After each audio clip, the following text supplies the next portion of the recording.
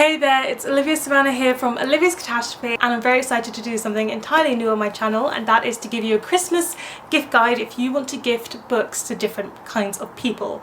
So I'm going to whiz through the books here because I've answered as many prompts as I possibly could for different types of people, what books they might like, and so it's going to be a bit of a whiz through, but bear with me because I want to make sure you are gifting the very best books to the people who will most appreciate them in your life.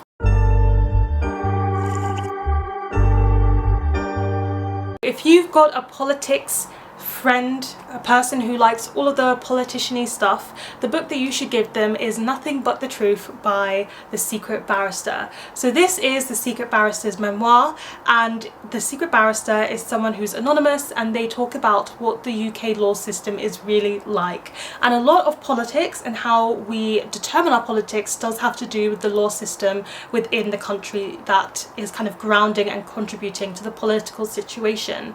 And this book largely does talk about how the Secret Barrister's political views were shaped by being a barrister in this law system here in the UK. And whether your person who is political is either Labour or Conservative, I think this book can still work for them because it speaks to both of those sides and kind of creates a debate and opinion and discussion for both of those sides. For the poet in your life, the person who writes poetry, the person who reads poetry, the person who listens to spoken word poetry, you should get them the collection Don't Call Us Dead by Danez Smith. This one is by a black queer poet, and it's talking about what it means to be a queer black boy in this current world and political climate. And the poetry is just so very well written. The lyricism within the poems is fascinating. The way that it translates the emotions that maybe that person reading the poetry cannot feel because they're not black and they're not queer, they will be able to understand or take away a semblance of understanding after having read this poetry collection, and that's the gift that you can give them this Christmas. For the horror watcher in your life who likes everything dark and gruesome, you should give them the gift of You're Not Supposed to Die Tonight by Kalynn Bayron. This is a young adult horror book that is dealing with the final girl trope. It's set at this final girl camp where they kind of enact a final girl situation, and it's interactive and the guests are involved, but slowly but surely someone is picking off the members of staff and it becomes a situation where they are the ones who need to survive the night. For the K-pop fan in your life, you should give them the book The Comeback by Lily Chu, and this one is because it's a romance book where a normal person falls in love with a K-pop star. She doesn't know that he's a K-pop star when they start to go on these like friendship dates that turn into something more, but gradually it becomes exposed, and it's about how they kind of navigate that relationship and navigate his fame to the best of their ability. A lot of this book delves into and discusses what it means to be a K-pop idol, to have that gaze on you all the time and that pressure and that expectation to fit into a certain mold, but it's also letting you self-insert into the fantasy of what would happen if you were dating a K-pop star. For the fairy tale lover in your life, you should get them The Island of Whispers by Frances Hardinge and illustrated by Emily Gravett. This is a fairy tale-esque book that can be read by all ages, and it's telling a fairy tale that has to do with the dead, that has to do with ghosts, and has to do with magic. And it focuses on Milo, who is a young boy who becomes a ferryman, and this ferryman ferries off the souls from who were living towards the world and the realm of the dead. It's got a lot of those magical vibes that you would often find in the Grimm's fairy tales, with a moral to the story, and this particular edition of it is beautifully illustrated by Emily Gravett with lots of blue ink. It's got that whimsical, magical feeling to it that fairy tale lovers will adore. For the child in your life who wants the world to be a better place, a safer place for animals and the environment, you should get them The Lost Whale by Hannah Gold. This is a middle grade book that's quite easy reading, and it's beautifully illustrated by Levi Pinfold, and this one is about a young boy whose mother has been sent to a clinic because she is struggling with depression, and meanwhile he's been shipped off to spend time with a grandmother that he's not very close to, and the grandmother lives on the coast, and he starts to find comfort and connection to his absent mother through tracking the whales. When one of them gets lost, he's going to do his very best to help this whale be found. It's a beautiful story. Hannah Gold only tells beautiful stories about the importance of animals, animal conservatism and the environment, wrapped up into a lovely story with lots of fun facts about whales that children will be able to enjoy. For the little baby in your life who's on the picture book level, I would really recommend The Christmasaurus by Tom Fletcher. It's also Christmas after all, so which better picture book to give them?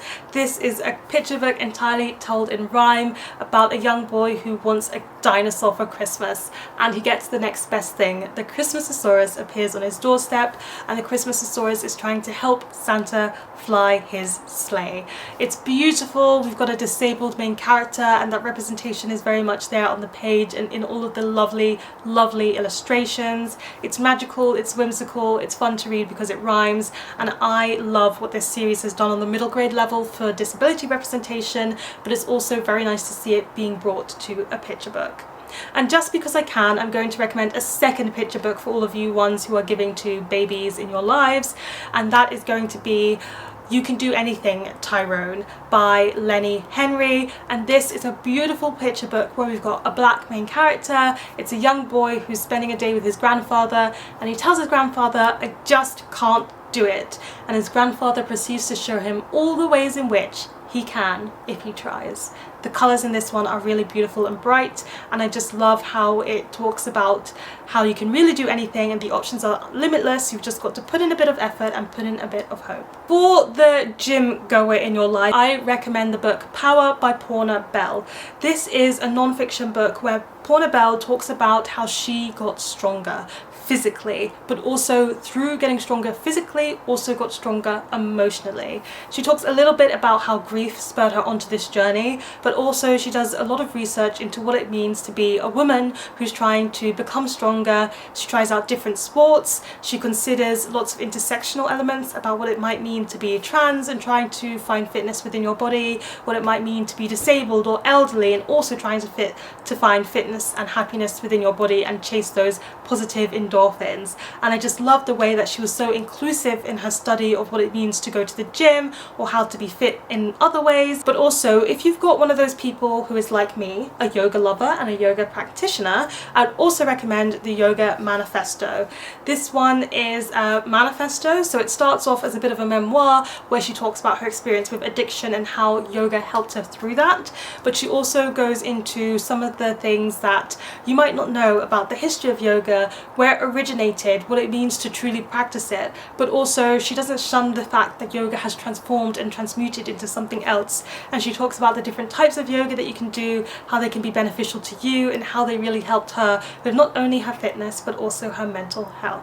For the smart reader in your life who's going to stay up late at night reading some super kinky stuff, you should give them Court of the Vampire Queen by Katee Robert. For starters, the cover is not going to give away what you're giving to them, and also the title isn't going to do that either. But essentially what you've wrapped up into this book for them is vampire polyamorous smut, where there are 3 men and 1 girl, and they have to have loads of sex to overthrow this court of vampires who are pursuing them. It is a fun time. A good time, a very steamy and spicy time. For the person in your life, maybe a mother who wants a very gentle but heartwarming and emotional story, I would recommend them Wild by Kristin Hannah. This one is about a young child who comes out of the woods and nobody knows where she comes from, and this policewoman and this psychiatrist sisterly duo decide they are going to do their very best to provide and care for this child, but also to find who their parents will be and put them in a situation where they can be safe and cared for and nurtured. I love this one particularly because Kristin Hannah is amazing at talking about relationships. The mother-daughter relationship in this one is so prevalent and so strong and beautifully and emotionally written, as well as a very lovely adult sister relationship as well. And because of those 2 reasons, I recommend it to either the mother in your life, but also to someone who really values a good deep sisterly bond and connection. If you know someone in your life who just watches loads and loads and loads of anime but hasn't read some of the original manga behind it, I'd recommend JiuJitsu Kaisen Volume 1.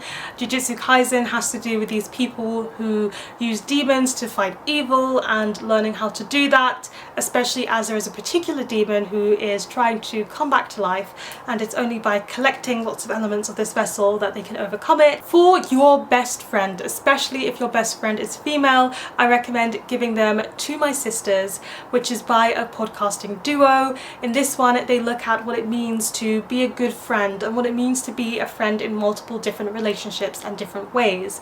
And this spotlight, this focus on how you can make friends as an adult if you're struggling to make friends, how you can deepen the connection that you do have with your own friends, how to set boundaries but also how to draw closer and understand who you are within friendships, was just immensely fascinating to read about. It's a fantastic self-help book in that regard, and if you know someone who's really interested in analysing and picking apart friendships, or who is just a best friend to you and you want to show them that by giving them this book, I highly recommend you do so. For the Greek mythology lover in your life, I would recommend Divine Might by Natalie Haynes. I had to choose a new release for this one because if they are a Greek mythology lover, they'll probably have already read all the source material that is out there at the moment.